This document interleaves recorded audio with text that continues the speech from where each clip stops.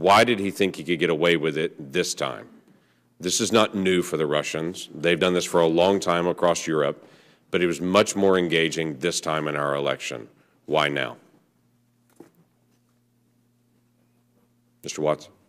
I think this answer is very simple and is what no one is really saying in this room, which is part of the reason active measures have worked in this U.S. election is because the commander-in-chief has used Russian active measures at time against his opponents. On 14 August 2016, his campaign chairman, after a debunked Incirlik... When you say his, who's his? Paul Manafort, okay. Cited the fake Incirlik story as a terrorist attack on CNN, and he used it as a talking point.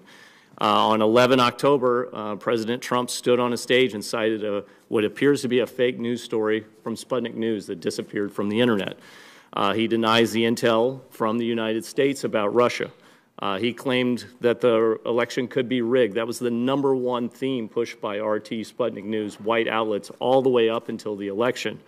He's made claims of voter fraud, that President Obama is not a citizen, that Congressman Cruz is not a citizen. So part of the reason active measures works, and it does today in terms of Trump Tower being wiretapped, is because they parrot the same lines.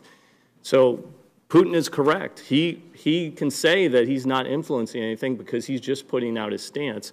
But until we get a firm basis on fact and fiction in our own country, get some agreement about the facts, whether it be do I support the intelligence community or a story I read on my Twitter feed, we're going to have a big problem. I can tell you right now today, gray outlets that are Soviet-pushing accounts tweet at President Trump during high volumes when they know he's online, and they push conspiracy theories.